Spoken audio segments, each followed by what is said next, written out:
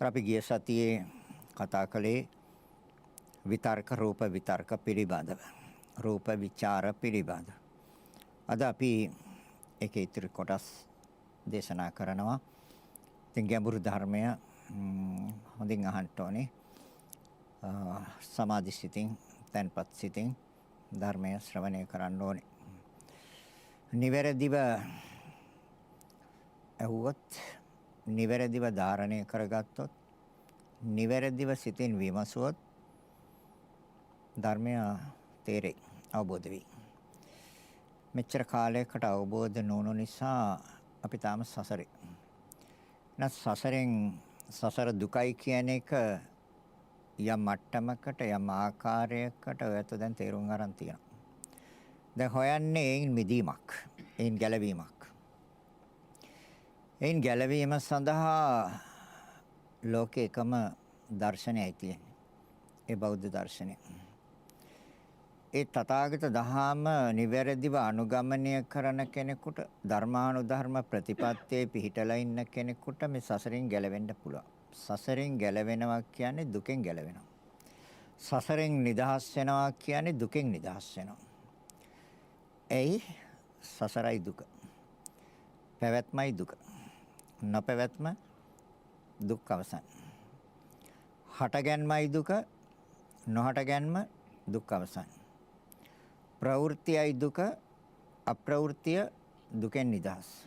ඒක නිසා බුදුරජාණන් වහන්සේ ලෝක සත්‍යය කෙරේ මහත් වූ අනුකම්පාවෙන්, කරුණාවෙන් දේශනා කළේ වදාළේ නැවත නැවත මේ දුකට භාජනය නොවි මේ සසරින් ගැලවිලා නිදහස් වෙන ආකාරයයි. ඒ ආකාරය අපි දේශනා ගණනාවකින් දේශනා කළා තියෙනවා.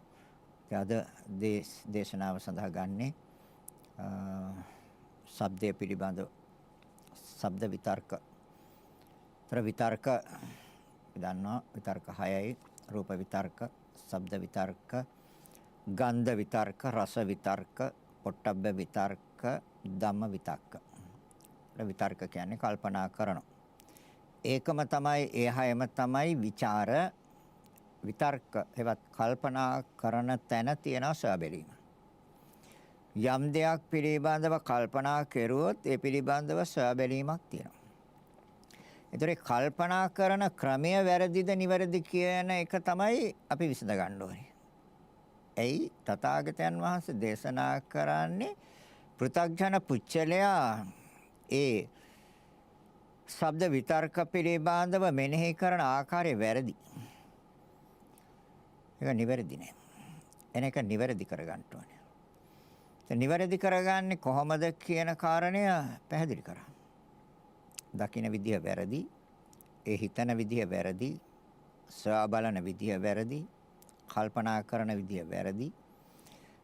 බුදුරජාණන් වහන්සේ නිවැරදිව හිතන්න, නිවැරදිව දකින්න, නිවැරදිව මෙනෙහි කරන්න දේශනා කරා. එහෙනම් අපි දන්නවා ශබ්දය පිළිබඳව කල්පනා කරනකොට තෘෂ්ණාව නොවැඩෙන ආකාරයට කල්පනා කරනවා නම් අපි සසරෙන් ගැලවෙයි. තණ්හාව වැඩෙන ආකාරයට නම් අපි නැවත නැවත කල්පනා කරන්නේ, තණ්හාව වැඩෙන ආකාරයට නම් අපි සසරට බැඳෙයි. එයි සසරට බඳින්නේ තෘෂ්ණාවයි, තණ්හාවයි. ඒ තණ්හාවේ ආකාර 108යි. කාම තණ්හා, භව තණ්හා, විභව තණ්හා. ඒක අතීතයේ තිබ්බා. කාමයන්ට කැමති වුණා, භවයන්ට කැමති වුණා. විභව තණ්හා කියන්නේ උච්ඡේද දිට්ඨිය. වර්තමාන භවයේ සියල්ල තියන්නේ කියලා ගන්න. ඒක වැරදි. ඒතර කාම තණ්හා, භව තණ්හා, විභව තණ්හා අතීතයේ තිබ්බා. වර්තමානයේ තියෙනවා. සමහරක් දැනට මේ කියන්නේ මේ ධර්මය අවබෝධ කරගන්න තාක්කල් විභව තණ්හාවක් තියෙනවා. ඒ කියන්නේ වර්තමාන භවයේ සියල්ල තියෙනවා කියලා ගන්න. ඒකට කියන්නේ විභව තණ්හාවේවත් උච්ඡේද දිටි. එහෙනම් ඒක හයකට බෙදෙනවා.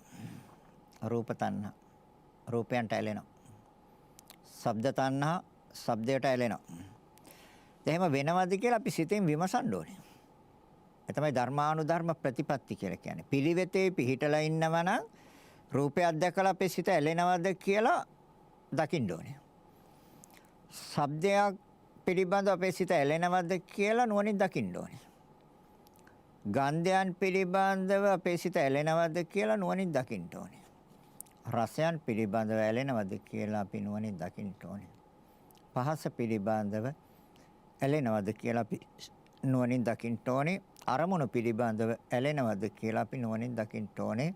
එතකොට තණ්හා 6යි මේ ආයතන 6 මුල් කරගෙන. අතීතයේ ආකාර 3යි. අතීත වර්තමාන අනාගත. තර 6 වරක් 3 18යි. කාම තණ්හා, භව තණ්හා, විභව තණ්හා කියන එක 3යි. 18 ඒවා 3 54යි. අධ්‍යාත්මික වශයෙන් හා බාහිර වශයෙන් දෙක 108යි.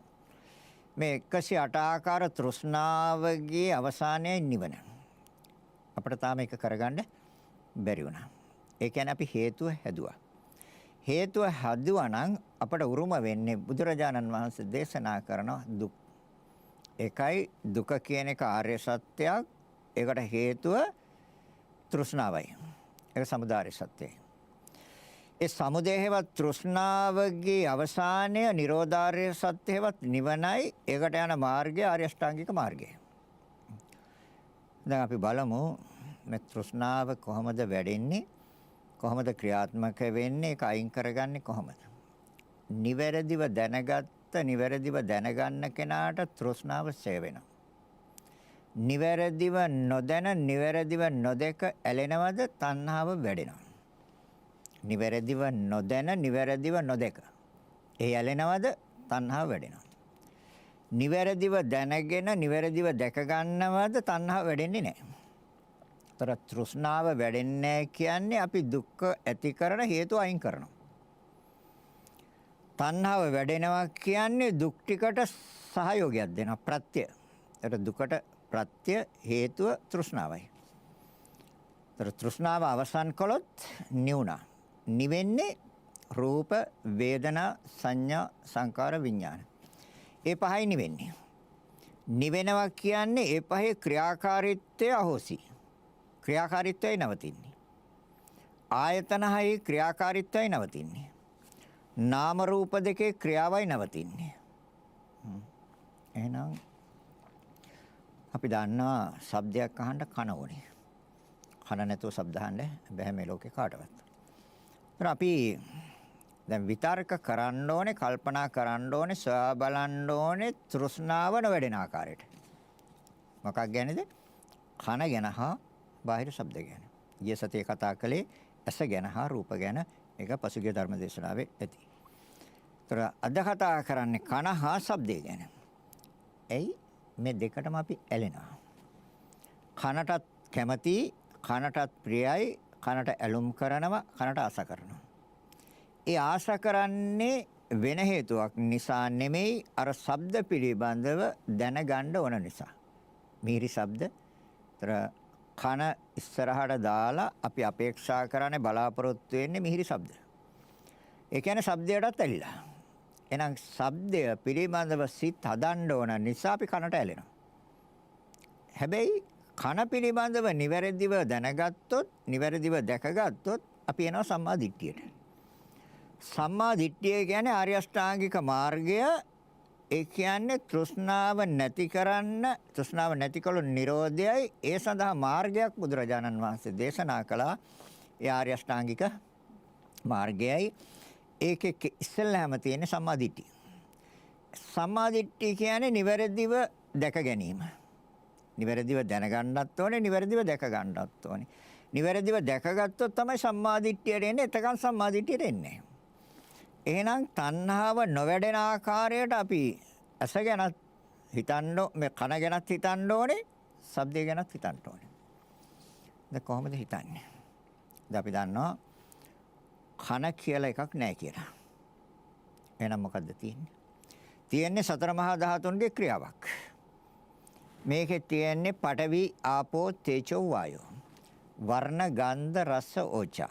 සුද්දාෂ්ටක කලාපේ. ඒ සුද්දාෂ්ටක කලාපය කියන ඒ යථා ස්වභාවයේ නිවැරදි ස්වභාවය අපේ සිතට ඇතුල් කළොත්, සිතට අනුගත කළොත් අපිට තණ්හාව වැඩෙන්නේ නැහැ. එහෙනම් ඒ සඳහා අපිට අවශ්‍ය කරනවා සිහිය කියන ධර්මතාවය. සිහිය කියන්නේ සතිය. කායේ කායානුපස්සී විහෙරති කියන්නේ දැන් කනයිති කයට. ඒතකොට අපි මෙනෙහි කරන්නේ සතර සතිපට්ඨානෙන් එකක්. කායේ කායානුපස්සී විහෙරති. ඒතකොට අපි වැටිලා තියෙනවා නොදැනුවත්මම සතර සතිපට්ඨානෙන් එක සතිපට්ඨානයකට. සති කියන්නේ සිහිය, ප ဋ ාණ කියන්නේ පිහිටවල. අපි නිවැරදිව දැනගන්න, නිවැරදිව දැක ගන්න නම් කන කියන සම්මුති නාමය අයින් කරන්න ඕනේ. ඇයි? පරමාර්ථ වශයෙන් කනක් නැහැ. පරමාර්ථ වශයෙන් තියෙන ක්‍රියාවක්. ඒ ක්‍රියාව සතර මහා ධාතුන්ගේ. එතකොට ඒ ක්‍රියාවට තමයි අපි නම තිබ්බේ කන කියලා. ඒතකොට ඒක වැරදි. බුදුරජාණන් වහන්සේ දේශනා කරනවා ඒක වැරදි. එතකොට අපි වැරදි ආකාරයට සිත පිහිටලා තියෙනවා නම් අපේ සිත තියෙන්නේ සම්මුතිය. එතකොට අපිට විද්‍යාමාන වෙලා තියෙන සම්මුතිය. සම්මුතිය විද්‍යාමාන වෙලා තියෙනවා නම් පරමාර්ථය විද්‍යාමානයි. පරමාර්ථ ධර්මයන් විද්‍යාමාන වුණොත් සම්මුතිය විද්‍යාමානයි. එතකොට කන නැහැ, කනක් නැහැ. එතකොට පරමාර්ථයයි විද්‍යාමාන. ඒතර බුදුරජාණන් වහන්සේ දේශනා කරන්නේ පරමාර්ථය විද්‍යාමාන කරගන්න. ඒතර පරමාර්ථ ධර්මයන් තුල සිත තිබ්බහම සතර මහා ධාතු හැටියට මේ දකින තාක්කල් කනට ආස කරන්නේ. එයි ඒකේ තව ස්වභාවයක් තියෙනවා. ඒකේ තව ස්වභාවය තමයි ඇති වෙලා නැති වෙනවා. ඇති වෙන සැනෙන් නැති වෙන. ඒක තමයි මුලින්ම සඳහන් කළේ ක්‍රියාවක් කියලා. ඒතර ඒ ක්‍රියාව තියෙන්නේ කනේ නෙමෙයි. ඒ ක්‍රියාව තියෙන්නේ සතර මහා ධාතුන්ගේ.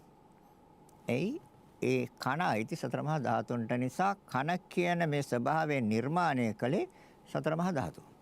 ඒතර සතර මහා ධාතුන්ගේ ඇතිවීම නැතිවීම තියෙන්නේ. කනේ ඇතිවීමක් නැතිවීමක් නැහැ. ඒක අපිට පෙන්නනවා මේ තියෙන ස්වභාවයක්. හැබැයි ඒකට යටින් තියෙනවා නිවැරදි ක්‍රියාව. ඒ තමයි සතර මහා ධාතුන්ගේ ක්‍රියාව. එතකොට අපි දන්නවා මේ සතර මහා ධාතුන්ගේ ක්‍රියාවට ආයුෂ චිත්තක්ෂණ 17යි. ඒ සෙනෙන් ඇතිව නැති වෙන ස්වභාවය වෙනුවට ධර්මතා හතරක් ප්‍රත්‍ය වෙන කියන එකත් දැන් ඔයත් දන්නවා. කම්ම, චිත්ත, ඍතු, ආහාර. ඒතර බුදුරජාණන් වහන්සේ දේශනා කරපු මූල ධර්ම දෙකක් අපිට දැන් මෙතන පෙන්වනවා. මොකද්ද? කම්ම නියාම, චිත්ත නියාම. ඒතර දැන් අර වර්තමානයේ මේ මොහොතේ සෑම මොහොතකම කම්ම චිත්ත දෙක තියෙනවා. ඒ කියන්නේ කර්මයෙන් අලුතෙන්ම රූප කලාප හදනවා සිතේ ප්‍රවෘත්තිය තියෙනකම්. සිතේ ප්‍රවෘත්තිය නැති වෙච්ච දාට කනේ ක්‍රියාව අවසන්. ඒතර කම්ම චිත්ත කියන දෙක එතන තියෙනවා. ඒතර ආහාර ඕනේ එකක්, අනිත් එක සීත උෂ්ණ. ඒතර සීත උෂ්ණ සමව තියෙන තාක්කල් මේ සතර මහා ධාතුන්ගේ ක්‍රියාව තියෙනවා. ආහාරය අපිට නිතර ඕන වෙන්නේ මේ ක්‍රියාව පවත්වන්න. දැන් ඒතර මේ ධර්මතා හතර නිරන්තරයෙන් ප්‍රත්‍ය වෙනවා. ඒ නිසා අපිට පෙන්නනවා තියෙන බවක්. ඒතර තියෙන්නේ සතර මහා ධාතු අපිට පෙන්වන්නේ කණක් තියෙන බව පෙන්වන්නේ. ඒ දර්ශනය වැරදි. එතකොට කණක් තියෙනවා කියලා ගත්තාම අපිට තණ්හාව වැඩෙනවා. සතර මහා ධාතු හැටියට සිතට අනුගත කළා, සිතට ඇතුල් කළා, සිතට ස්ථාවර කළා තිබ්බහම තණ්හාව වැඩෙන්නේ නැහැ. අන්න තණ්හාව නොවැඩෙන ආකාරයට සිත පවත්වන්න පුළුවන් නම් එතකොට එතනදී අපිට ධර්මතා දෙකක් උපකාර කරනවා. කන කියන සම්මුතිය අයින් කරලා සතර මහා ධාතු කියන පරමාර්ථ ධර්මයන් මනසට අරමුණු කරන්න උපකාර කරන්නේ සීය හේවස් සතියයි. සම්මා සති. ඒතර කායේ කායानुපස්සී විහෙරති. සතර සතිපට්ඨානෙන් එකක්. එතකොට ඒ නිවැරදි දර්ශනය යෝනිසෝ මනසිකාරය. මනානුවණයි. හරි. එතකොට එතනදී අපට නිවනට අවශ්‍ය කරන ධර්මතා වැඩෙනවා. මොකද්ද? ඔයත් අහලා තියෙන බෝධිඅංග කියලා 7ක්. සප්ත බොජ්ජංග. සප්ත කියන්නේ 7ටයි. බෝධි කියන්නේ නිවනට. බොජ්ජංග ඒට අංග. ඒ කියන්නේ නිවනට හේතු වෙන අංග 7ක්. මේ 7 අනිවාර්යයෙන්ම වැඩෙන්න ඕනේ. එතකොට අපි දකින්න ඕනේ මේ 7 වැඩෙනවද කියලා අපි නිවැරදිව දකින්න ඕනේ. ඒ කියන්නේ මෙනෙහි කරනකොට, සිහි කරනකොට, කල්පනා කරනකොට අපි නිවැරදිව දකින්න ඕනේ මේ ධර්මතා 7 වැඩෙනවද කියලා. පළවෙනි ධර්මතාවය සති සම්බෝධි අංගය. බොජ්ජංග දන්නවා. සතිය, ධම්මවිචය, වීරිය, ප්‍රීති, පස්සද්ධි, සමාධි, උපේක්ඛා. දැන් ඒතර අපි නිවැරදිව මෙනෙහි කරනකොට අපිට සති සම්බෝධි අංගය වැඩෙනවා නම් අපි නිවැරදිව ආර්ය අෂ්ටාංගික මාර්ගයට බැහැලා තියෙනවා. එහෙම නැත්තම් නැහැ. හරිද? ධම්මවිචි සම්බෝධි අංගය කියන්නේ ධම්මවිචි කියන්නේ ප්‍රඥාව. ඒ කියන්නේ මන නුවණ. ඒතකොට දැන් සිහිය වැඩිලා නම් මන අවබෝධයට අවශ්‍ය කරන ආකාරයට සිහිය හොඳට එතන තියෙනවා නම් එතනම තියෙනවා යෝනිසෝ මනසිකාරයේවත් මන නුවණ. ඒ කියන්නේ ප්‍රඥාව. ඒතර ප්‍රඥාව කියන්නේ ධම්මවිචි සම්බෝධි අංගය. ඒතර මන අවබෝධයට අවශ්‍ය කරන ආකාරයට ධම්මවිචි සම්බෝධි අංගය වැඩෙනවා. පැහැදිලිද කියන එක? ගැඹුරුයි. ඒතර තේරුම් ගන්න උත්සාහ කරනවා. අපි නිවැරදිව මෙනෙහි කරනවා නම් නිවැරදිව දකිනවා. නිවැරදිව දකිනකොට ඒ කියන්නේ සම්මා දිට්ඨි නිවැරදිව දකිනකොට මේ අංග 7 එන්න ඕනේ පිරිවර. ඒ අංග 7 වැඩෙන්න ඕනේ. ඒක පළවෙනි අංගය තමයි සති සම්බෝධි අංගය. මන අවබෝධයට අවශ්‍ය කරන ආකාරයට සිහිය වැඩෙන්න ඕනේ. ඒ තමයි සති සම්බෝධි අංගය. ඊගාවෙක තමයි ධම්මවිචි සම්බෝධි අංගය. ඒ කියන්නේ ප්‍රඥාව. යෝනිසෝ මනසිකාරය. මනා නුවණ. ඒතර මනා නුවණ තියෙන කෙනා තමයි කන කියන සංඥාව හේව සම්මුති නාමය අයින් කරලා සතර මහා ධාතුන්ගේ ක්‍රියාව මනසට ඇතුල් කරන්නේ ඇතුළත් කරලා තියෙන්නේ අනුගත කරන්නේ. මනා නුවණ නැත්තම් එයාට කීයටවත් මේ කන තමයි එයාට මතක් වෙන්නේ. කන පිළිබඳවම තමයි හොයා බලන්නේ. සතර මහා ධාතු පිළිබඳව සොයා බැලීමක් කරන්නේ නැහැ. එහෙනම් එයාට එතන ධම්මවිචි සම්බෝධි අංගය නැහැ. ඒතර ධම්මවිචි සම්බෝධි අංගය කියන්නේ ප්‍රඥාව, මනා නුවණ, අර සිහිය තියෙන තැන ඒක තියෙනවා. එතකොට එයා නිවැරදිව දකිනවා සතර මහා ධාතුන්ගේ ක්‍රියාව. පැහැදිලිද කියන්නේ? ඒතර සතර මහා ධාතුන්ගේ ක්‍රියාව නිවැරදිව දකිනවා. ඒතර සම්මාදිට්ඨිය. ඒතර මේ සතර මහා ධාතුන්ගේ ක්‍රියාව දකිනකොට එයාට තව මෙන්න මේ කරුණු 7 තව පැත්තකින් පිරිවර වෙන්න ඕනේ. එතනත් 7ක් තියෙනවා. ඒ තමයි අනිත්‍යයි කියන කාරණය. දැන් කන නෙමේ අනිත්‍ය. සතර මහා ධාතු ඇතිව නැති වෙන නිසා තමයි අනිත්‍ය. ඒතර සතර මහා ධාතු චිතක්ෂණ 17යි නේ ආයුෂ. ඒතර චිතක්ෂණ 17ක් තුළ ඇතිව නැති වෙනවා. ඒතර චිතක්ෂණ 17ක් තුළ ඇතිව නැති වෙනවා කියන්නේ තම කෙටි කාලයක්. එතනයි අනිත්‍ය තියෙන්නේ. ඒතර අනිත්‍ය දකින්න ඕනේ කනේ නෙමෙයි. කන හදපු ධර්මතාවයේ අනිත්‍යතාවය දකින්න ඕනේ. එතකොට දකින්න තියෙන සතර මහා ධාතුන්ගේ ඉපද බිඳෙන ස්වභාවය. දැන් එතකොට එතන එනවා එක ඥානයක්. ඒ තමයි උද්‍යව්‍ය ඥානය. ඊට කලින් තව ඥාන කීපයක් සම්පූර්ණ වෙනවා. පළවෙනියම සම්පූර්ණ වෙන ඥානය තමයි සම්මර්ෂණ ඥානය. දැන් සම්මර්ෂණය කියන්නේ විභාග කරනවා, පරීක්ෂා කරනවා, බෙදලා වෙන් කරලා බලනවා. එතකොට දැන් ඒ විතර්ක. හරිද? ඒක නිවැරදිව විතර්ක වෙන්න ඕනේ. එතකොට නිවැරදිව කල්පනා කරනවා. එහෙනම් සම්මර්ෂණ ඥානය. එතකොට බෙදා වෙන්කොට බැලීමේ හැකියාව තියෙනවා. බෙදලා වෙන් කළා බලලා අපි නිවැරදිව දැනගත්ත දැකගත්ත නාම රූප දෙකක්. කන කියන්නේ සතර මහා ධාතුන් එක මෙනෙහි කළ සිත නාම. හරිද? එතකොට නාම රූප පරිච්ඡේද ඥානය තමයි ඊගාවට එන්නේ. ඊගාවට එනවා යථාභූත ඥාන දර්ශනය. ඇත්ත ඇති සැටියෙන් දැකීම. ඇත්ත ඇති සැටියෙන් භූත කියන්නේ ඒතර සතර මහා ධාතු මහා භූත. යථා කියන්නේ භූතයන්ගේ හැටි. ඇත්ත తත්වය යථා භූත. ඥාන කියන්නේ නුවණ, දර්ශනය කියන්නේ දකින්න. ඒතර භූතයන්ගේ හැටි නිවැරදිව නුවණින් දකින්න යථා භූත ඥාන දර්ශනය ඒක තමයි ඊගාවට එන්නේ. ඊගාවට තමයි උද්‍යව්‍ය ඥානෙ ඉන්නේ. පැහැදිලිද කියන එක. ඒතර පළමුවෙන් එන්නේ සම්මර්ෂණ ඥානය විභාග කරනවා. දෙවෙනියට එනවා තමන්ම තීරණය කරන නාම රූප දෙකක්මයි තියෙන්නේ. එතනින් එහාට කිසි දෙයක් නැහැ කියලා. ඒතර නාම රූප පරිච්ඡේද ඥානය. ඒතර ඊගාවට එන්නේ යථාභූත ඥාන දර්ශනය භූතයන්ගේ හැටි නිවැරදිව දකින්න. එතකොට එතන එනං ඉපද බිඳෙන ස්වභාවය නිවැරදිව දකින්න. එතකොට ඉපද බිඳෙන ස්වභාවය නිවැරදිව දකින්නකොට එන්න උද්‍යව්‍ය ඥානය. දැන් තේරුණාද? පැහැදිලිද? එතකොට එතන අනිත්‍ය වශයෙන් නියත වශයෙන්ම අනිත්‍යයි කියලා මෙනෙහි කරන්න දෙයක් නැහැ. අනිත්‍ය කියන එක පැහැදිලිව නුවණින් දකිනවා. අනිත්‍යයි කියලා මෙනෙහි කරන්න නෙමෙයි ඕනේ. අනිත්‍ය දැක ගන්න ඕනේ. එයි දර්ශනය. ඒතර උද්‍යව්‍යානු දර්ශන ඥානය. උදය කියන්නේ හට ගන්නවා, වැය කියන්නේ නැති වෙනවා, දර්ශනය කියන්නේ දකින්නවා, ඥානය කියන්නේ නුවණින්. ඒතර නුවණින් දකින්නවා හටගෙන නැති වෙනවා. උදය වැය. එතනයි අනිත්‍ය තියෙන්නේ. හරිද? නිරන්තරයෙන්ම ඉපද බිඳෙන ධර්මතාවයක්, හටගෙන නැසෙන ධර්මතාවයක් නම් තියෙන්නේ. ඒක සැප උපදවන එකක් නෙමෙයි. පවතිනවා නම් යම් කාලයක් යම් දෙයක්, ඒක යම් කාලයක සැපක් තියෙයි. මොහතකවත් නැවතීමක් නැති ක්ෂණයක් පාසා ඉපද බිඳෙනවා නම් යම් ධර්මතාවයක් ඇතිව නැති වෙනවා නම් එතන තියෙන දුකක්. අපි කැමති ඇති වෙනවට නැති වෙනවට. දැන් නැති වුණාම මොකද කරන්නේ? අඬනවනේ. නැති වුණාම දුක් වෙනවා, ශෝක වෙනවා, අඬනවා, කනගාටු වෙනවා, වැළපෙනවා. දැන් ඇති වෙනවා නම් හොඳයි. හැබැයි ඇති වෙනසනේ නැති වෙනවනේ. එහෙනම් එතන තමයි දුක තියෙන්නේ. නැති වෙන්නේ නැතුව තියෙනවා නම්, දිගටම තියෙනවා නම් එහෙනම් හොඳයි. ඒකයි බුදුරජාණන් වහන්සේ දේශනා කරන්නේ මහණෙනි අනිත්‍ය ලක්ෂණය තුල තියෙන දුක්ඛ ලක්ෂණය. එතකොට දැන් අපි නැති වෙනවට කැමති නෑනේ. ඉතින් අපේ කැමැත්ත හැටියට තියන්න බෑනේ. ඒ තියන්න බැරි ඒ ක්‍රියාවේ නිවැරදි ස්වභාවය ඒක තමයි. ඒ සතර මහා ධාතුන්ගේ නිවැරදි ක්‍රියාව ඇතිවනසනේ නැතිවීම.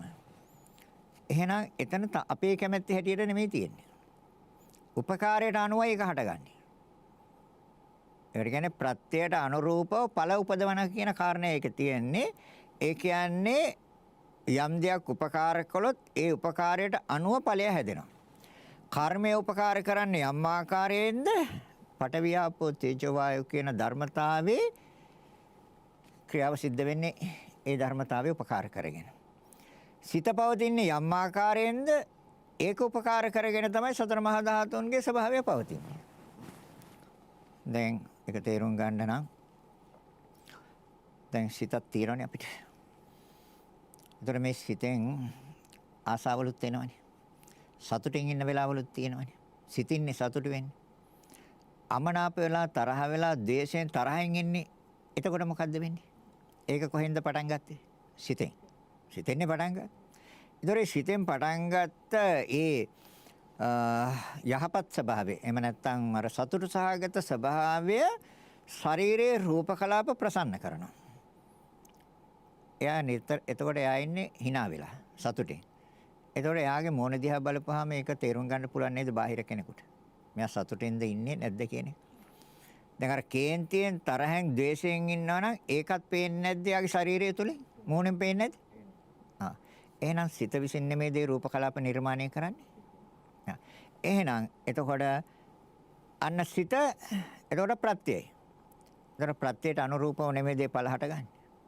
තමන්ගේ කැමැත්ත හැටියටද? නෑ. එහෙනම් අනාත්මයි. ඒතර ආත්මයක් නෙමෙයි අනාත්මයි කියන්නේ තමාගේ වශයෙන් තමාට ඕන විදියට නෙමෙයි මේ රූප පවතින්නේ උපකාරයට අනුව. ද සීත උෂ්ණ උපකාර කරන්නේ යම් ආකාරයෙන්ද ඒ ආකාරයෙන් මේ රූප කලාප වෙනස් කරනවා. ද සීතල එන කෙටියා මේව නිකන් හරි ගොරෝසු වෙනවා. ඊට මේ තොල් එහෙම පුපුරනවා. අපි දාන්නවා යටිපතුල් එහෙම පුපුරනවා තොල් පුපුරනවා. ඒතර සීත උෂ්ණ අනුව රූප කලාප වෙනස් වෙනවද? ඉතින් ප්‍රත්‍යයට අනුරූපවනේ හදන්නේ. උපකාරයට අනුරූපව නෙමෙයිද හදන්නේ? ඒතර කම්ම චිත්ත ඍතු අනිත් එක ආහාර. දැන් පෝෂ්‍යදාහි නොවන ආහාර ගත්තොත් ශරීරය කුරුස වෙනවද නැද්ද? ඉතින් ප්‍රත්‍යයට අනුරූපවනේ පළ හදන්නේ. පෝෂ්‍යදාහි ආහාර ගත්තොත් විටමින් සහිත හොඳ පෝෂ්‍යදාහි ආහාර ගත්තොත් ශරීරයේ රූප කලාප ප්‍රසන්න වෙනවද? ඉතින් ප්‍රත්‍යයට අනුරූපවනේ පළ හදන්නේ. පැහැදිලිද ඒක? ඒකයි අනාත්මයි කිව්වේ. එහෙනම් ඒ ධර්මතා ටික අපි නිවැරදිව දැනගන්න ඕනේ, දැක ගන්න ඕනේ. ඒතකොට තමයි සම්මාදිට්ඨිය. හරිද? තේරෙනවද පැහැදිලිද කියන්නේ? ඒතර අනිත්‍ය වශයෙන් දකින්න ඕනේ, දුක් වශයෙන් දකින්න ඕනේ, අනාත්ම වශයෙන් දකින්න. අනිත් කාරණය තමයි රෝග වශයෙන් දකින්න ඕනේ. මේ නිවැරදි දකින්න ක්‍රමය, ඒතකොට තමයි සම්මාදිට්ඨියට එන්නේ. ඒතකොට තමයි තණ්හාව ෂේ කරන්න පුළුවන්. නැත්නම් තණ්හාව ෂේ කරන්න බෑ කවදාවත්. ෂේ වෙන්නේ නැහැ. කොච්චර කිව්වා. දෙක පේනවනේ සමාජයේ දිහා බලපුවාම තණ්හාව එළියට යන්නේ නැහැ තියාගෙන ඉන්න තණ්හාව එළියේ ඉන්න ඇට ඇතුළට යන්න තියෙන තණ්හාව බල තණ්හාව මේ තෘෂ්ණාව තමයි මේ සෑම දෙයක්ම කරන්නේ එහෙනම් ඒතොර නිවැරදිව දැනගන්න නිවැරදිව දැකගන්න. තමන්ගේ නොවන දෙයක් හැටියට දැනගන්න ඕනේ දැක ගන්න ඕනේ. දැන් තමන්ගේ කියන්නේ මොකද්ද මේකට? දැන් කන තමන්ගේද? නෑ. හැබැයි ඒක නිවැරදිව දැනගන්න ඕනේ නිවැරදිව දැක ගන්න ඕනේ. තමන්ගේ නොවන දෙයක් හැටියට. එතකොට තමයි තෘෂ්ණාව ෂේ වෙන්නේ, කර්ම ෂේ වෙන්නේ. එතකොට එන්නේ නිවැරදි දර්ශනයට, ඒ නිවැරදි දර්ශනයට කියන්නේ සම්මාදිට්ඨිය. ඒ නිවැරදි විතර්කයට කියන්නේ සම්මා සංකප්ප. එතකොට විතර්කය නිවැරදි. ඒතර කතා කරන්නේ විතර්ක ਵਿਚාර ගැන. ඒතර සොයා බලන්නේ නිවැරදිව සොයා බැලීම.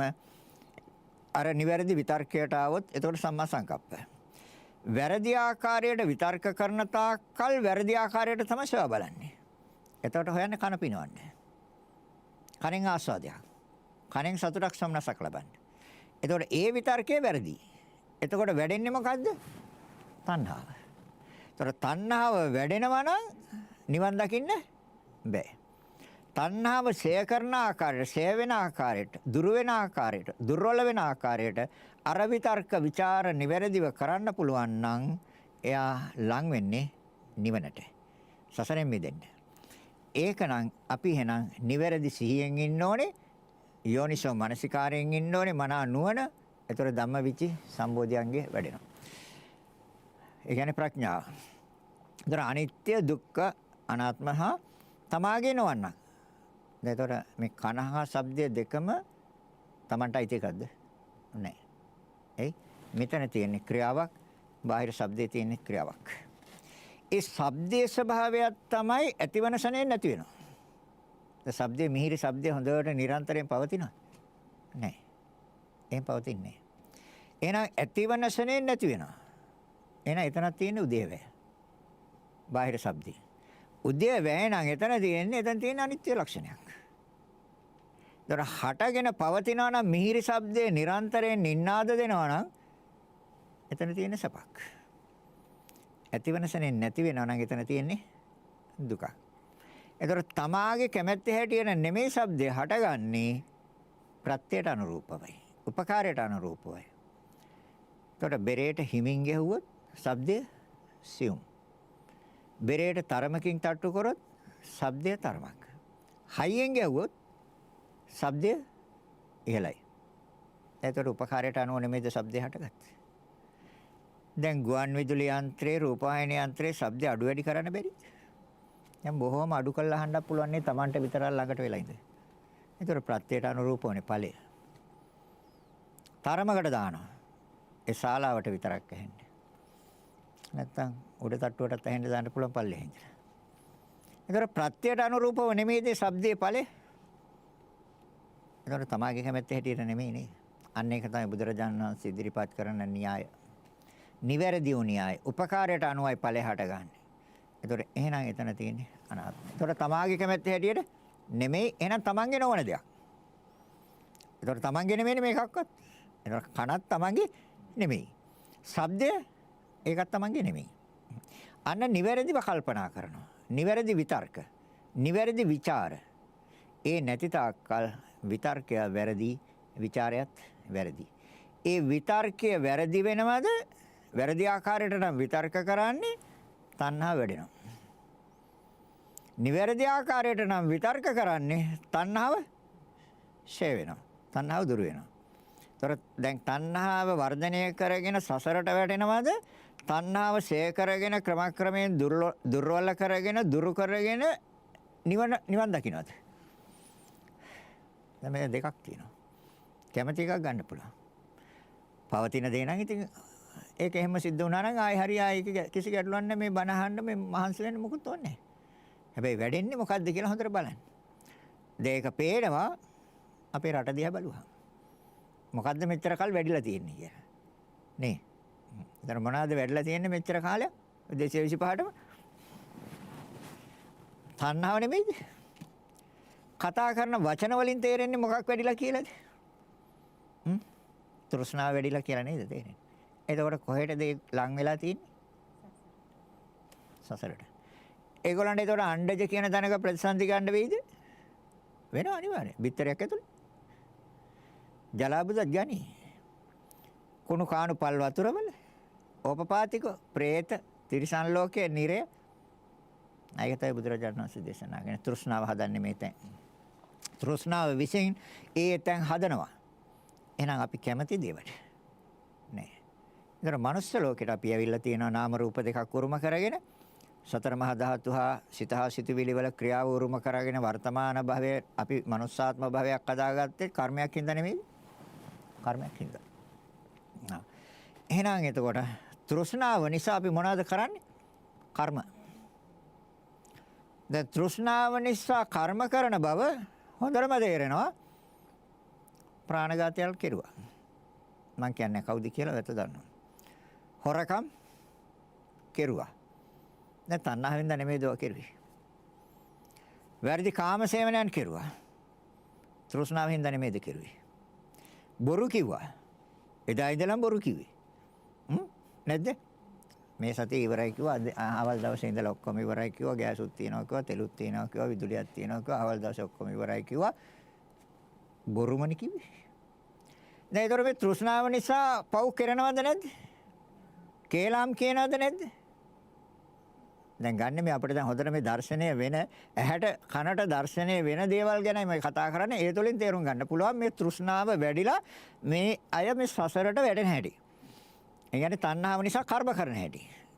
ඒකයි බුදුරජාණන් වහන්සේ දේශනා කරන්නේ මහණෙනි යම් කිසි කෙනෙකුට තෘෂ්ණාව තියෙනවා නම් යානියත් වශයෙන් කර්ම කරනවා. තණ්හාව තියෙනවා නම් කර්ම කරනවා. කර්ම නිසා විපාක විඳිනවා. කර්ම නිසා විපාක විඳින්නේ. දැන් එහෙනම් එතකොට කේලම් කියනවා පරුෂ වචන කතා කරනවා. වැඩකට නැති හිස් වචන කතා කරනවා. නේ. එතකොට පස්පව් දස කුසල ඔක්කොම කරනවද තෘෂ්ණාව හින්දා? එහෙනම් කර්ම කරන්නේ. එතකොට පැහැදිලිද දැන් කියන එක? එහෙනම් තණ්හාව ෂේ වෙන්න ඕනේ. එතකොට අනිත්‍ය වශයෙන්, දුක් වශයෙන්, අනාත්ම වශයෙන්. එතකොට තමන්ගේ නොවන්නක්. තමන්ගේ එකක් නෙමෙයි මේක. එතකොට શબ્දයක් තමන්ගේ එකක් නෙමෙයි. මේකත් තමන්ගේ එකක් නෙමෙයි. තමන්ගේ නොවන්නක් හැටියට නිවැරදිව දැනගන්න, නිවැරදිව දැක ගන්න. එතකොට සම්මා දිට්ඨිය. නිවැරදිව විතර්ක කරා, විතර්ක කියන්නේ කල්පනා කරනවා, විචාර කියන්නේ සොයා බලනවා, සම්මා සංකප්ප. දැන් ඒතකොට බහැලා තියෙන්නේ කොහාටද? ආර්ය අෂ්ටාංගික මාර්ගයට අවතීර්ණ වෙලා තියෙනවා අපි. හැබැයි ඒක ලෞකික පැත්තටත් නෙමෙයි ලෝකෝත්තර පැත්තට. ඇයි ලෝකෝත්තර පැත්තට කියන්නේ? තණ්හාව දුර වෙන ආකාරයටයි මෙනෙහි කරන්නේ.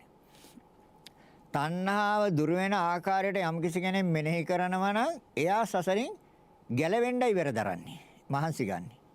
සසරෙන් මිදෙන්න. දෙයක නෙවෙයි. හරි. එතකොට අනිත් කාරණේ තමයි රෝග වශයෙන් මෙනෙහි කරන්න ඕනේ. කනේ රෝග හටගන්නේ නැත්. කනේ නෙමෙයි රෝග හටගන්නේ සතර මහා ධාතුන්ගේ. ඒ විකෘතිතාවයයි රෝග හදන්නේ. තේරෙනවද? එහෙනම් මේකයිති ව්‍යාධියට රෝගවලට. ජරාවටයිති ව්‍යාධියටයිති. කනේ ක්‍රියාව කොයි වෙලේ හරි අවසන් වෙයි. ඒ කියන්නේ සතර මහා ධාතුන්ගේ ක්‍රියාව අවසන් වෙනවා. සිත අරමුණක් අරගෙන අර හතර ස්ථානයෙන් එක තැනකට බැස්සහම අණ්ඩජ, ජලාබුජ, සංසේදජ, උපපාතික. ඒකට තමයි මරණය කියන්නේ. මරණය හා චුතිය. ඒතොර චුති එවත් මරණය ඒකට ප්‍රතිසන්දි. දැන් ඒකකට කැමති නැහැ. ජරාවට කැමති නැහැ. ලෙඩ හැදෙනවට ඒකත් කැමති නැහැ. මේක බින්දිලා අවසන් වෙනවට ඒකත් කැමති නැහැ. මේක නිසා ශෝක වෙනවට මේක ගෙඩියක් ඇවිල්ලා හරි මේක පොපුරලා හරි මේක සැරව ගලනවා නම් හරි ලේ ගලනවා නම් හරි කැමතිද? නැහැනේ. දැන් එහෙනම් තොර ජරා ව්‍යාධි මරණ ඒ නිසා ශෝක වෙනවා. කනගාටු, හැඬීම්, වැළපීම්, දුක් දෝමනස්ය එනවා. දැන් ඒවා මොනවටදයිති? මං කියන දුකටයිති කියලා. ඒවා සැපටයිති ඒවා නෙමෙයි. ඒවා දුකටයිති. එන එක සත්‍යයන්නේ නැත්තා. ඒ තමයි දුක්ඛාර සත්‍ය කියන්නේ. එතකොට දැන් ඒ හදන්න මුල් වෙච්ච ධර්මතාවය දැන් මෙච්චර වෙලා පෙන්වුවා තෘෂ්ණාව කියන කාරණේ. ඒ තෘෂ්ණාව නිසා කර්ම කරනවා. කර්ම නිසා විපාක පිණිස මේ සතර මහා ධාතුන්ගේ ක්‍රියාව පටන් ගන්නවා. ඒක ඇහෙන එකක් වෙන්න පුළුවන්. ඒක නැහැ එකක් වෙන්න පුළුවන්. එහෙම නැත්නම් ඒක හොඳටම ඇහෙන එකක් වෙන්න පුළුවන්. හොඳටම ඇහෙනවා, එක්ක ඇහෙන්නේ නැහැ, එක්ක තරමක් ඇහෙනවා. දැන් ඒ ස්වභාවයටපත් කලේ කවුද? ඒ ස්වභාවයටපත් කලේ කර්මයයි. ඒක තමයි බුදුරජාණන් වහන්සේ දේශනා කරන්නේ ඔය කම්මයටයි. එතකොට තියෙනවා තථාගතයන් වහන්සේ පෙන්වලා දීපු නිවැරදි ධර්මතා දෙක කම්ම නියාම චිත්ත නියාම. මේක කර්ම නියාමයක්. එතකොට ඒ කර්ම කරන්න මුල්ුනේ සිත. සිත නෙමෙයිද මුල්ුනේ කර්ම කරන්නේ? ඒතර කම්ම නියාම චිත්ත නියාම කියන එක බුදුරජාණන් වහන්සේ දේශනා කරපු එක හරියද? එහෙනම් සම්මාදිට්ඨිය. දැන් කම්ම නියාම චිත්ත නියාම කියන්නේ සත්‍යයේ පැවැත්මට දේශනා කරේ කරුණු දෙකයි. විශ්වයේ පැවැත්මට තුනයි. බීජ නියාම, ඍතු නියාම, ධම්ම නියාම. ඒක විශ්වයේ පැවැත්ම, ලෝකයේ පැවැත්මට. සත්‍යයේ පැවැත්මට දෙකයි. කම්ම නියාම, චිත්ත නියාම. එහෙනම් අපි නිවෙනවා නම් නිවටපත් වෙන්න ඕනේ නම් අපි දැන් මොකද්ද කරන්න ඕනේ? කර්ම මතයි සිත තියෙන්නේ, එහෙනම් කර්මයෙන් කරන්න ඕනේ. කම්ම නියාම චිත්ත නියාම. දැන් කර්මේ විපාක විඳින්නනේ මේක හදලා දීලා තියෙන්නේ. දැන් මේක නෑහෙන තාක්කල් මේක විකෘතිතාවය කියන සතර මහා ධාතුන්ගේ විකෘතිතාවය ඇතුව උප්පත්තියේ ඉඳලම කන ඇහෙන්නේ නැතුව ආවනම් එයාගේ විකෘතිතාවය සතර මහා ධාතුන්ගේ විකෘතිතාවය නිසා එයා ඒ පිළිබඳව සතුටු වෙනවද දුක් වෙනවද? ජීවිතේ තියෙනකන් අඬනවා. අනේ මට මේ ලෝකේ මොනතරම් මිහිරි ශබ්දයක්ද මට අහන්න විදියක් නැහැ කියලා. දුක් වෙනවද නැහැ? එතකොට කවුද ඒක කළේ යාට? උරුම කළා දුන්නේ. කර්මයේ විසින්. ඒතර කර්මයේ විසින් හැදුවේ කණක් නෙමෙයි. සතර මහා ධාතුන්ගේ ක්‍රියාවක්. ඒකට මුල්ුනේ තෘෂ්ණාව. තණ්හාවනේ මුල්ුනේ කර්ම කරන්න. දැන් පෙන්වන්නේ තණ්හාව නිසා දැන් කර්ම කරගන්න හැටි. ලෝකයා කොහොමද කර්ම කරගන්නේ කියලා. එතකොට එහෙනම් තණ්හාව නිසා කර්ම කරනවා. එහෙනම් මේක දකින්න ඕනේ රෝග වශයෙන්. තමන්ගේ නොවන්නක් වශයෙන්. පැහැදිලි? අනිත් කාරණේ තමයි නැසෙන දෙයක් හැටියට දකින්න ඕනේ. ශනයක් පාසා නැසෙන දෙයක් හැටියට. ශනයක් පාසා පවතිනවද? නැසෙනවද? නැසෙන්නේ නාම රූප දෙකක්. පුජ්‍යලයක් නැසෙන්නේ නැහැ. පුජ්‍යලයක් ඇත්තෙත් නැහැනේ නැසෙන්නේ. ඒතර තියෙන්නේ නාම රූප දෙකක් නම් නැසෙන්නේ නාම රූප දෙක. ඒතර රූපේ චිත්තක්ෂණ 17ක් තුල නැසෙනවා. එය මෙනෙහි කරන සිත එක චිත්තක්ෂණයක් තුල නැසෙනවා. එහෙම ස්වභාවයක් නෙමෙයිද තියෙන්නේ? එහෙනම් ඒ නිවැරදි ස්වභාවය මනසට ඇතුල් කරන්න, මනසට අනුගත කරන්න, ඒ සිතුවිල්ල සිතේ ලියන්න. අපි ලියාගෙන තියෙන්නේ නිට්ටයයි, ස්ථිරයි, සදාකාලිකයි කියලා. සැපයි කියලා, ආත්මයි කියලා. නොනැසෙන දෙයක් හැටියට අපි ලියාගෙන තියෙනවා. නිරෝගී කියලා අපි හිතාගෙන ඉන්නවා. නෑ. නිරෝගීකම තුල රෝගී බව තියෙනවා. නිරෝගීකම තුල තියෙන්නේ රෝගී බව. තරුණකම තුල තියෙන්නේ මහලු බව. දැන් ඔය තරුණ වෙලා ඉඳලා නෙමෙයිද මහලු වෙලා තියෙන්නේ? ඉතින් තරුණකම ඔක ඇතුලේ තිබ්බනේ. මොකක්ද? මහලු බව. මහලු බව කොහෙද තිබ්බේ? තරුණකම ඇතුලේ තිබ්බේ මහලු බව. තරුණේ මහලු වෙන්නේ නැද්ද? එහෙනම් ඒතර තරුණකම තුලනේ ඒක තිබ්බේ. ජීවිතය තුල මරණය තියෙන්නේ. නැද්ද? ජීවිතය පටන් ගත්තොත් මරණයත් එක්ක නෙමෙයිද පටන් ගන්නේ? එහෙනම් ජීවිතය තුල තියෙන මරණය. එහෙනම් නිවැරදිව දැනගන්න, එතකොට නිවැරදිව දැක ගන්න. අනිත් කාරණේ තමයි ශුන්‍ය වශයෙන් දකින්න ඕනේ. ශුන්‍ය වශයෙන්. ඒ ශුන්‍යයි කියන්නේ බුදුරජාණන් වහන්සේ දේශනා කරන මහණෙනි මේ ලෝකයේ ශුන්‍යයි. ලෝකයේ ශුන්‍යයි. ඒ ශුන්‍යයි කියන්නේ හිස් මුකුත් නැහැ. දැන් මේ සතර මහා ධාතුන්ගේ ක්‍රියාවෙන් මොකද්ද ගන්න තියෙන්නේ? මොකද්ද අරන් තියන්න තියෙන්නේ? පඨවි ධාතුව අරන් තියන්න පුළුවන්ද? ආපෝ ධාතුව අරන් තියන්න පුළුවන්ද? උණුසුම අරන් තියන්න පුළුවන්ද? එන වායුව අරන් තියන්න පුළුවන්ද? ඒ ශුන්‍යයි. මේ ඒ හතරනේ මේකේ තියෙන්නේ. එහෙනම් කණක් තියනවද? නෑ. ඒක තමයි ශුන්‍යයි කිව්වේ.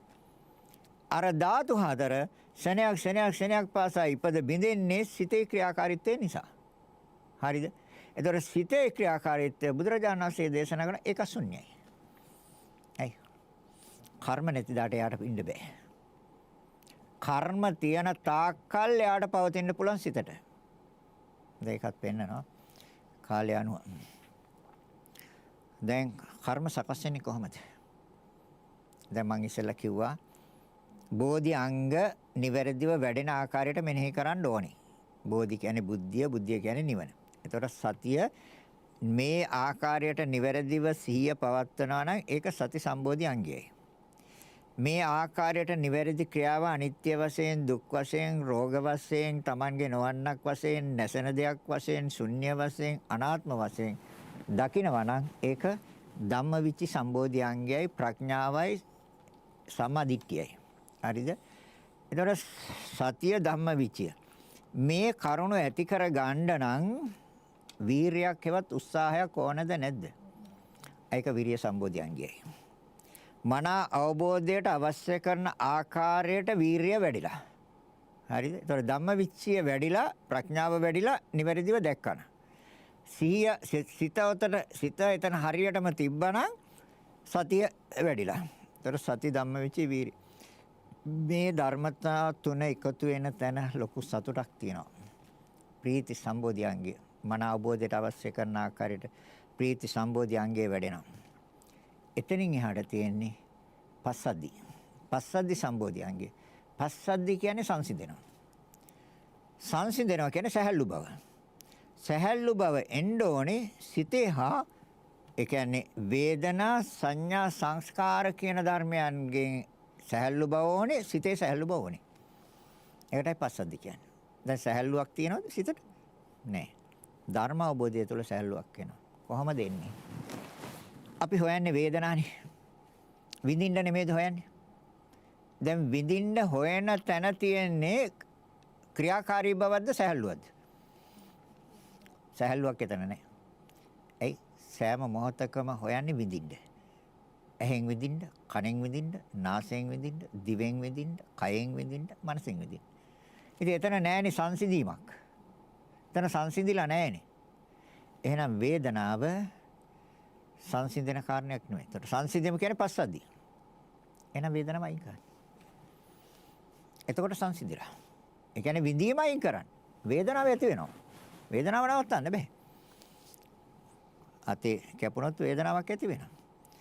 ගලක් ඇවිල්ලා කකුලේ වැදුනත්, මුලක පැටලුණොත්, වැටුණොත් වේදනාවක් ඇති වෙනවා. ඒක නවත්තන්න බෑ. විඳින එක නවත්තන්න. ඇහැ ඉස්සරහට දාලා ඇහෙන් විඳින එක නවත්තන්න. එතකොට සැහැල්ලුයි. නැද්ද? විඳින්න හොයන තාක්කල් සිත අවිවේකීද නැද්ද? ඉතින් කොහෙද සැහැල්ලුවක්? කණෙන් ශබ්ද අහලා විඳින්න හොයන තාක්කල් සිත සැහැල්ලුද අවිවේකීද? අවිවේකී. නාසයෙන් ගඳ සුවඳ විඳලා ඒ ආස්වාදයේ ලබන්න හොයනකම් සිතට සැනසීමක් තියෙනවද? නැහැ. සැහැල්ලුවක් නැහැ. එහෙනම් පස්සද්ධියක් නැහැ. දිවෙන් රස විඳලා නැවත නැවත ඒ රසයම නම් හොයන්න සිතුවිලි පවත්වන්නේ එතන සංසිඳීමක් තියෙනවද? නැහැ. කයෙන් හොයන්නේ පහසම නම් එතන සංසිඳීමක් සැහැල්ලුවක් නැහැ. එහෙනම් විඳින තැන නෙමෙයි නොවැඳින තැන සැහැල්ලුවක් තියෙන්නේ, සහනයක් තියෙන්නේ, සුවයක් තියෙන්නේ නොවිඳින තැන. එහෙනම් එකයි කරන්නේ. ඒකට කියන්නේ කායපස්සද්ධිය. එතකොට සංඥාව අපි නිවැරදිව අරන් තියෙන්නේ. විඳින්න මම නෑ කියන එක අපි සංඥාවෙන් ගත්තා. විඳින්න මම නෑනේ. නාම රූප දෙකක් නෙමෙයි ප්‍රත්‍ය වෙන්නේ. එතකොට සංඥාව එතන නිවැරදි. එතකොට සංඥාවෙන් රූප සංඥා, ශබ්ද සංඥා, ගන්ධ සංඥා, රස සංඥා, පොට්ටබ්බ සංඥා කියන්නේ ඒ පහම ගත්තොත් සතර මහා ධාතුන්ගේ ක්‍රියාව. ඒ ක්‍රියාවනේ පාට කරලා තියෙන්නේ. සතර මහා ධාතුන්ගේ ක්‍රියාව තමයි පාට කරලා තියෙන්නේ. නිල් පාට, සුදු පාට, කහ පාට, රතු පාට.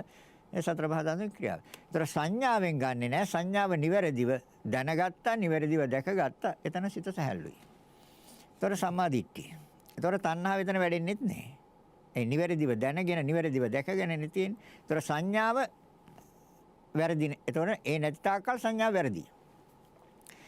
දැන් සංඥාව වැරදියට ගන්න තාක්කල් සිතට සැනසෙල්ලක් සහනයක් නැහැ. විඳින දේ හඳුනා ගන්නවා, හඳුනාගෙන ඉන්න දේ තුළ සිත බලවත් වෙනවා. ඒතකොට කර්ම. ඒවා චේතනා, ඒවා සංස්කාර. වේදනා, සංඥා, සංකාර. හරිද? ඔය ධර්මතා තුන ක්‍රියාත්මක වෙන තාක්කල් සිත පස්සද්ධි වෙන්නේ නැහැ. චිත්තපස්සද්ධියක් එන්නේ. ඒ කියන්නේ ඒකට කියන්නේ කායපස්සද්ධි. චිත්තපස්සද්ධිය කියලා කියන්නේ විඥාණය. දැන් විඥාණයට පවතින තැනක් ඕනේනේ. විඥාණය පවතින්නේ වේදනා, සංඥා, සංස්කාර කියන ධර්මතාවයන් උඩ තමයි විඥාණය පවතින්නේ.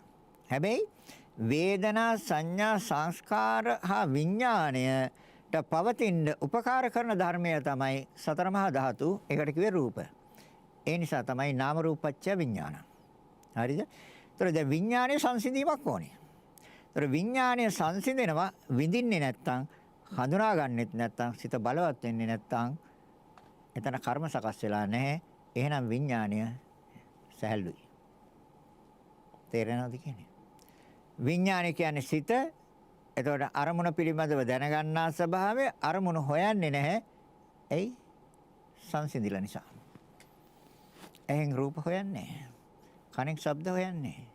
නාසයෙන් සුවඳ හොයන්නේ. දිවෙන් රස හොයන්නේ. ඉන්ද්‍රිය සංවරයි. කයෙන් පහස හොයන්නේ. මනසෙන් අරමුණ හොයන්නේ. ඒ අරමුණ හොයන්නේ නැත්තම් එතකොට විතක්ක ਵਿਚාර කරන්න දෙන්නේ. විතර්ක නැහැ ਵਿਚාර නැහැ. ඒතර විතර්ක ਵਿਚාර සංසිඳනවා නම් ඒතර විඥාණය සැහැල්ලුයි. එහෙනම් කාය පස්සද්ධි චිත්ත පස්සද්ධි. වේදනා සංඥා සංකාරවල කියන ධර්මතාවයන්ගෙන් සංසිඳීම කාය පස්සද්ධි. අර විඥාණය සංසිඳීම චිත්ත පස්සද්ධි. දැන් සැහැල්ලුයි. ඒක මන අවබෝධයට අවශ්‍ය කරන අංගයක්. මොකද්ද? පස්සද්ධි සම්බෝධි අංගය. ඊට පස්සේ තියෙන්නේ ඒතර සතිය ධම්මවිචය වීරිය පීති පස්සද්ධි සමාධි. දැන් ඒතර සිත සමාධි. ඒ අරමුණ වල විසිරෙන්නේ නැහැනේ. ඒව සැහැල්ලුයිනේ. අරමුණ ගන්න නැහැනේ. අරමුණ ගන්නවා ගන්න සෙනෙන් අයින් කරනවා. එතකොට සැහැල්ලුයි. පැහැදිලිද කියන්නේ? ඒතර එහෙනම් එතන සිත සමාධිය. එතකොට දැන් මේ අංග පිරිවර වෙලා තියෙනවා, වට වෙලා තියෙනවා. එතන නිවැරදි උපේක්ෂාවක්. ඒ උපේක්ෂාව ඇලීමත් නැහැ, ගැටීමත් නැහැ. කාටද ඇලීමත් නැත්තේ, ගැටීමත් නැත්තේ? මං කියනවා රහතන් වහන්සේට කියලා. හරිනේ? දැන් පැහැදිලිද කියපේ? එහෙනම් නිවැරදිව විතර්ක කරන්න, නිවැරදිව ਵਿਚාර කරන්න. එතකොට තෘෂ්ණාව දුර්වල වෙනවා, බෝධි අංග වැඩෙනවා, ආර්ය අෂ්ටාංගික මාර්ගයට බැහැලා තියෙන්නේ නිවෙනවා. ඒ නැති තාක්කල් නිවන්න බෑ. පැහැදිලිද? ධර්ම දේශනාව අවසන් කරන කාලය ඉවරයි. පැහැදිලිනේ? මේ කවදා හරි කරන්න වෙනවා. ඒක දැන් ඉඳලා පටන් ගත්තාම හොඳයි. නේ? ඒක වැඩක් නැහැ නේ. මොකද්ද මේ පවතින දේ? නාමයේ ගිහිලා තවත් භවයක් හදලා දෙනවා. එතන ගිහිලා අර සතර මහා ධාතුන්ගේ ක්‍රියාවක් හදනවා. ඉතින් අපි ওই දෙක අල්ලගෙන මම කියලා. ඔක අල්ලගෙන මගේ කියලා. ඔක මට අයිතිවාසිකම් කියනවා. හැබැයි මොකක්ද තියෙන්නේ? මම කියලා කෙනෙකුත් නැහැ, මගේ කියලා කෙනෙකුත් නැහැ, මට අයිතිවාසිකම් කියන්නත් බෑ. මම ආත්මයකුත් නැහැ. ඉතින් නැති දෙයක් නෙමෙයි අල්ලන් ඉන්නේ. ඒක තමයි බුදුරජාණන් වහන්සේ දේශනා කරන සාරයක් නැහැ කියලා. ශුන්‍යයි කිව්වේ ඒකයි. හිස් ගතේතු කිසි දෙයක් නැහැ. හොඳයි.